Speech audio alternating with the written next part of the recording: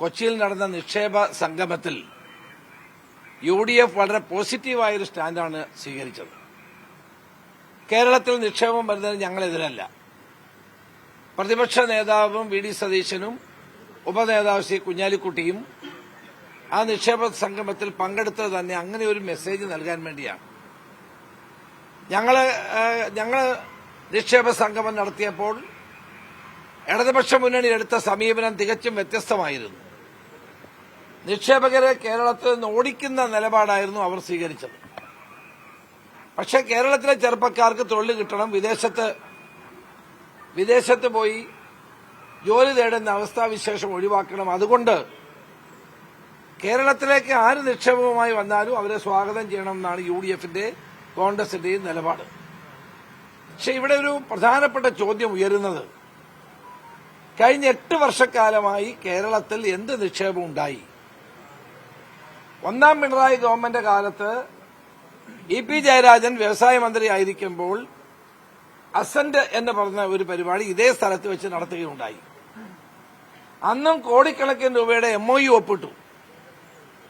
ജനങ്ങൾ പ്രതീക്ഷിച്ചു കേരളം വളരെ ഉയരെയാകാൻ പോകുന്നു, വളരാൻ പോകുന്നു എന്നൊക്കെയാണ് അന്ന് വാഗ്ദാനങ്ങൾ കൊടുത്തത്.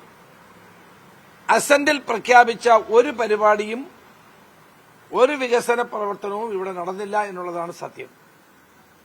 അന്ന് ആഴക്കടൽ മത്സ്യബന്ധനം നടത്താൻ വേണ്ടി ഒരു പദ്ധതി കൊണ്ടുവന്ന് ആ പദ്ധതി ഒപ്പിട്ടതിന്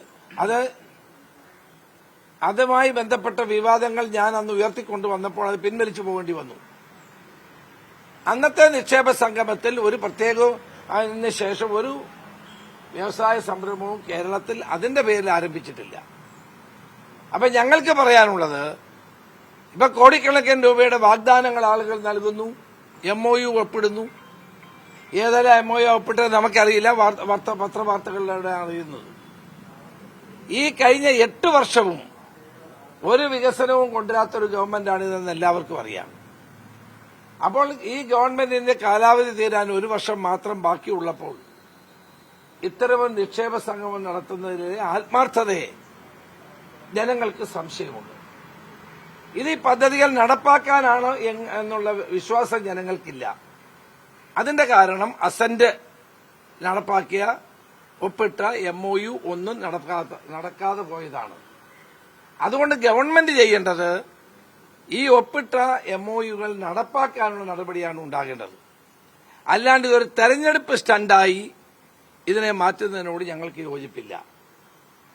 തെരഞ്ഞെടുപ്പ് അടുക്കുമ്പോൾ ഇത്തരം നിക്ഷേപ സംഗമങ്ങൾ നടക്കുന്നത് ജനതാൽപര്യത്തിന് വേണ്ടിയിട്ടല്ല എന്ന ഒരു വലിയ വിമർശനം കേരളത്തിൽ ഉയരുന്നുണ്ട്. 8 വർഷക്കാലമായി വികസന രംഗത്ത് ഒരു നിക്ഷേപവും കൊണ്ടുവരാത്ത ഒരു ഗവൺമെന്റ് കഴിഞ്ഞ നിക്ഷേപ സംഗമത്തിലെ ഒപ്പിട്ട MOU നടപ്പാക്കാത്ത ആളുകൾ ഇപ്പോൾ വികസനം കൊണ്ടുവരും എന്ന് പറഞ്ഞാൽ അതാരും വിശ്വസിക്കാൻ പോകുന്നില്ല. ഈ ലക്ഷക്കണക്കിന് കോടികളുടെ MOU ആണ് ഇപ്പോൾ ഇവിടെ ഒപ്പിട്ടതെന്ന് പറയുന്നു. കഴിഞ്ഞ തവണ ഇതായിരുന്നു. EP ജയരാജൻ വ്യവസായ മന്ത്രിയായിരുന്നു. അന്ന സമയത്തും കോടിക്കണക്കിന് രൂപയുടെ MOU ഒപ്പിട്ടു, ലക്ഷക്കണക്കിന് കോടി രൂപയുടെ MOU ഒപ്പിട്ടു. അതുകൊണ്ട് കേരളത്തിനെ സ്നേഹിക്കുന്ന ആളുകളുടെ അഭിപ്രായം ഈ MOU ഒപ്പിടുന്നതിൽ അവസാനിക്കാൻ പാടില്ല, ഇത് നടപ്പാക്കാൻ ഗവൺമെന്റ് മുന്നോട്ട് വരണം എന്നുള്ളതാണ്.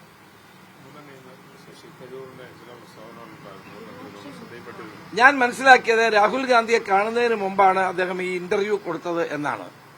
അതുകൊണ്ട് തന്നെ ഇതുമായി ആ ഒരു വിവാദത്തിൽ പ്രതികരിക്കാൻ എനിക്ക് താല്പര്യമില്ല.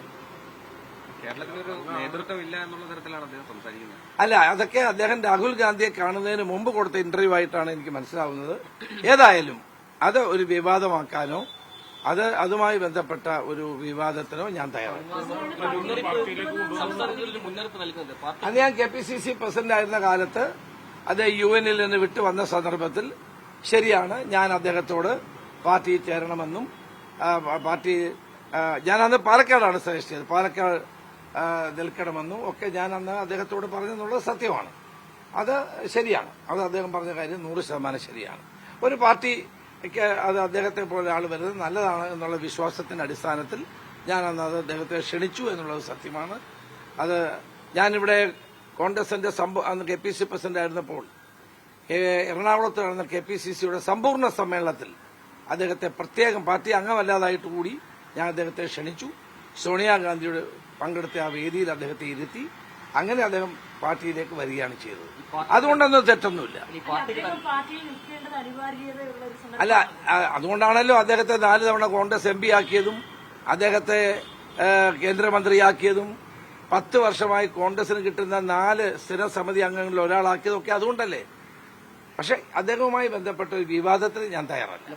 തദ്ദേശ തെരഞ്ഞെടുപ്പ് വരുന്നു, സത്യം പറയാൻ ഈ കേന്ദ്ര ഇവരുടെ ഏതാ ഈ CPM ഒരു കരട് രേഖ അയച്ചിട്ടുണ്ട് കേന്ദ്ര നേതൃത്വം കൊണ്ടുതന്നെ മോദി സർക്കാർ ഫാസിസ്റ്റ് ഇതല്ല എന്നുള്ള തരത്തിൽ. അതെ, കേരളത്തിലെ ഇടതുപക്ഷ ജനാധിപത്യ മുന്നണി ഗവൺമെന്റും CPM-ഉം BJP-യുമായിട്ട് പരസ്യമായും രഹസ്യമായും കൂട്ടുകെട്ടുണ്ടാക്കുകയല്ലേ. കഴിഞ്ഞ നിയമസഭാ തെരഞ്ഞെടുപ്പിൽ ജയിച്ചത് തന്നെ BJP-യുടെ വോട്ട് കൊണ്ടല്ലേ. BJP-യുടെ 14% വോട്ട് 10 കുറഞ്ഞതുകൊണ്ടല്ലേ തുടർഭരണമുണ്ടായത്. അപ്പോൾ ഇപ്പോൾ ഇനിയും എന്നാണ് BJP പുരോഗമന പാർട്ടിയാണ് എന്ന് CPM പറയുന്നത് എന്നുള്ളതാണ് ഞങ്ങൾ കാത്തിരിക്കുന്നത്. CPM-ഉം ഫാസിസ്റ്റ് ശക്തി അല്ല RSS-ഉം BJP-യും എന്ന് പറയുന്ന CPM ഈ നാട്ടിൽ ജനങ്ങളെ കബളിപ്പിക്കാൻ ശ്രമിക്കുകയാണ്.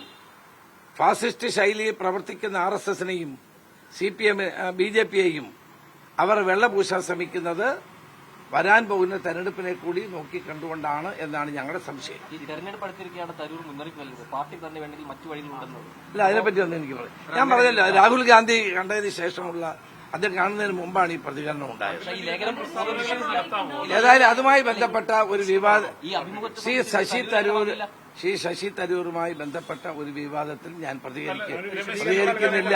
ഒറ്റൊരു ചോദ്യം രമേശ്ജി, അതായത് രമേശ്ജി തന്നെ പറഞ്ഞു ഈ രാഹുൽ ഗാന്ധിയുമായിട്ട് കൂടിക്കാഴ്ച നടത്തിയതിന് മുൻപായിരുന്നു എന്നുള്ളത്. അങ്ങനെ മുൻപ് അത്തരത്തിലുള്ള ഒരു പ്രസ്താവന നടത്തുന്നത് ശരിയായ സമീപനമാണോ പാർട്ടി? രാഹുൽ ഗാന്ധിയെ കണ്ട ശേഷം അദ്ദേഹം പരസ്യമായിട്ടൊരു പ്രതികരണം നടത്തിയിട്ടില്ല. അതാണ്